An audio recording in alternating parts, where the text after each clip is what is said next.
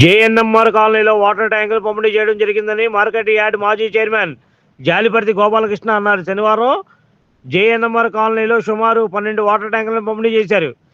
ఈ సందర్భంగా ఆయన మాట్లాడుతూ వాటర్ ట్యాంకులు పూర్తిగా పాడైపోవడం వల్ల కాలనీ వాసులు చాలా ఇబ్బందులు పడుతున్నారని తమ దృష్టికి రావడంతో ఈ పంపిణీ కార్యక్రమం నిర్వహించామని తెలిపారు. గతంలో తాము 38 వాటర్ ట్యాంకులను కాలనీ వాసులకు ఇచ్చామని, ఆ తర్వాత మరలా ఇక్కడ ప్రజలు తమ ఇబ్బందులను మాకు తెలియజేయడంతో ఈరోజు మళ్ళీ 12 వాటర్ ట్యాంకులను పేద ప్రజలకు తెలుగుదేశం పార్టీ తరఫున అందజేయడం జరిగిందని తెలిపారు. ఇప్పటి వరకు కాలనీ వాసులకు మొత్తం 50 వాటర్ ట్యాంకులను అందజేశామని అన్నారు. కాలనీకి ఎటువంటి సమస్యలు వచ్చినా స్థానిక కార్యకర్తల ద్వారా మాకు తెలియజేయండి, ఎలాంటి సమస్యలైనా ప్రభుత్వం దృష్టికి తీసుకెళ్లి సమస్యలు పరిష్కరిస్తామని కాలనీ వాసులకు తెలుగుదేశం పార్టీ తరఫున హామీ ఇచ్చారు. కాలనీలో ఇంకా చిన్న చిన్న సమస్యలు ఉన్నాయని అవి కూడా ప్రభుత్వం దృష్టికి తీసుకెళ్లి సమస్యల పరిష్కారానికి కృషి చేస్తామని ఆయన తెలిపారు. ఈ వాటర్ ట్యాంకులకు కాలనీ వాసులు సగం చెల్లిస్తే సగం తెలుగుదేశం పార్టీ తరఫున మేము చెల్లించి కొత్త వాటర్ ట్యాంకులను పేద ప్రజలకు అందజేస్తామని ఆయన ఈ సందర్భం తెలిపారు. ఈ కార్యక్రమంలో ఎన్ క్రాంతి, అమీర్ బాషా, ఎస్ శివాజీ, ఎస్ సురేష్ తదితరులు ఈ పంపిణీ కార్యక్రమంలో పాల్గొన్నారు. మేము గతంలో అన్నట్లుగా ట్యాంకులు పోయిన వాళ్ళందరికీ కూడా సగం డబ్బులు వాళ్ళు ఇస్తే సగం డబ్బులు మేము కడతానన్నాం. సుమారు ఇప్పుడు 50 ట్యాంకులు ఇచ్చాం. సుమారు 6 లక్షలు పబ్లిక్ ఇచ్చింది. ఆ పోయిన ట్యాంకులు పోయిన వాళ్ళు ఇచ్చారు. 6 లక్షలు మేము పార్టీ తరఫున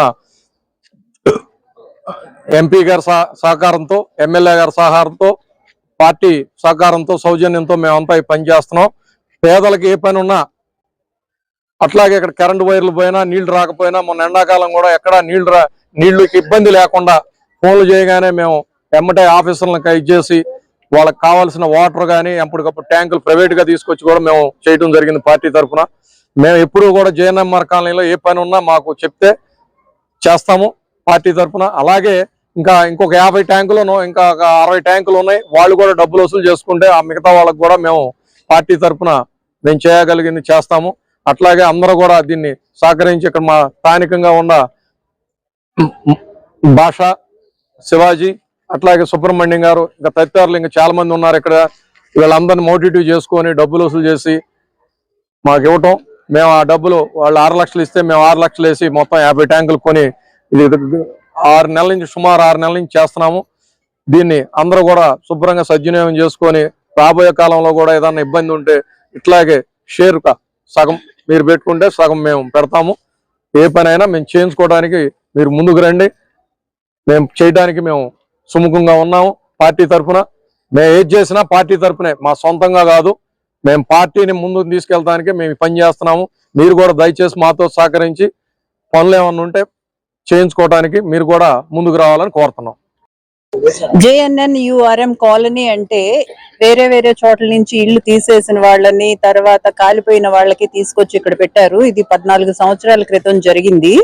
అప్పటి నుంచి కూడా జాలిపర్తి గోపాలకృష్ణ గారు మరి ఇంకా కొద్దిమంది నాయకులతో ఇక్కడ ఏ సమస్య ఉన్నా సరే పరిష్కరించుకుంటూ అభివృద్ధి కార్యక్రమానికి ముందుంటూ ఓ స్కూల్ అని, హాస్పిటల్ అని, రోడ్స్ అని, వాటర్ అని, శానిటేషన్ అని రకరకాలుగా ఒక యూనిట్ ఇన్ఛార్జ్ గా తనదంటూ శైలిలో ఒక సీనియర్ తెలుగుదేశం నాయకుడు, పార్టీ పుట్టినప్పటి నుంచి కూడా పార్టీకి ఎన్నో సేవలు, ఎన్నో పదవులు నిర్వహిస్తూ పేద ప్రజల కోసం సేవ చేస్తున్న గోపాలకృష్ణ గారు ఎలక్షన్ ముందు మేము యూనిట్ ఇన్ఛార్జెస్ గా ప్రతి ఇంటికి తిరిగినప్పుడు వారి సమస్యలు చెప్పుకున్నారు.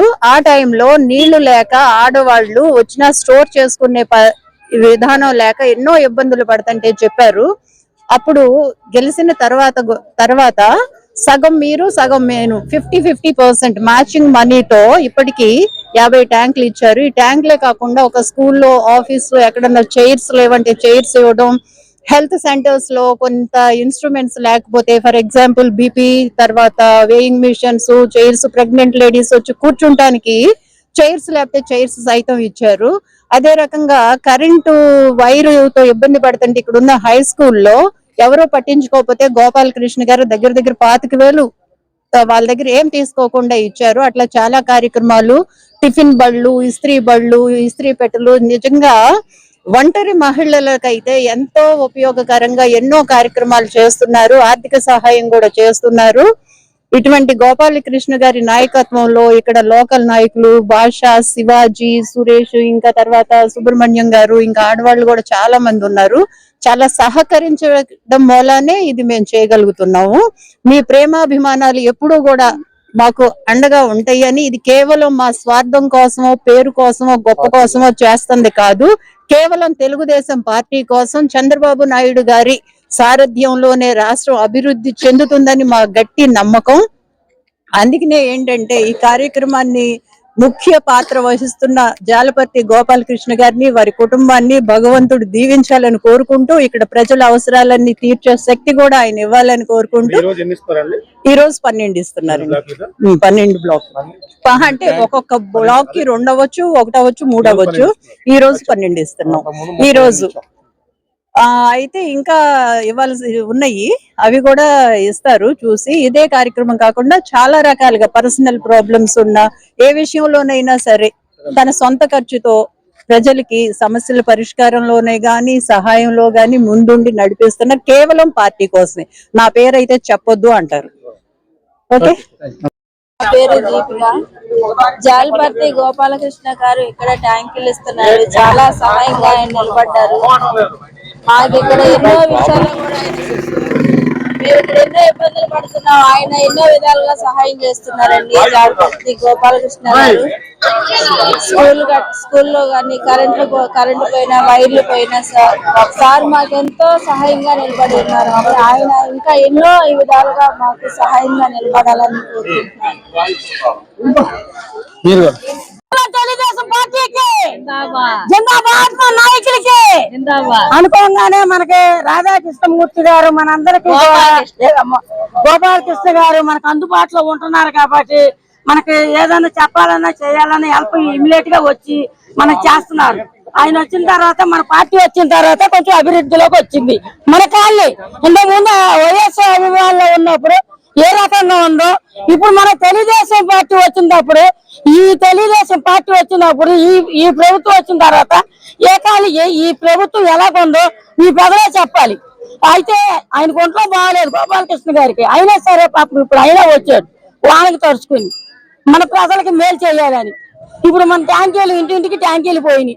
అయినా సరే ఇంత అయ్యండి అమ్మ, ఇంత ప్రభుత్వం సాయం చేస్తుందని పాపం ప్రజలకి ముందుకొచ్చి మనోధైర్యాన్ని ఇచ్చి, వాళ్ళకి శక్తిని, బలాన్ని ఇచ్చి చెప్పాడు, మీ పనులు మీరు కేటాయించుకోండి అమ్మా, నా పని నేను చేసి పెడతాను అన్నాడు. ఇదే కాదు, డ్రైనేజీలదైనా సరే, కాలువలదైనా సరే, మంచినీళ్ళు ప్రాబ్లం ఇమ్మీడియట్ గా ఉంది. మన చిన్నప్పుడు అమ్మ బాబు దగ్గర ఎన్ని బాధపడ్డామో తెలియదు. ఎక్కడ మట్టుకు వచ్చి మటుకు నరకం చూసాం నీళ్ళకి. ఈ తెలుగుదేశం అభివృద్ధి వచ్చిన తర్వాత నీళ్ళకి కొంచెం వడ్డెక్కాం, మంచినీళ్ళకైనా దేనికైనా వడ్డెక్కాం. ఈ ప్రభుత్వం మనకి బాగానే మనకి ఏ చేయాలంటే చేస్తుంది. Like, subscribe and press the bell icon for new updates.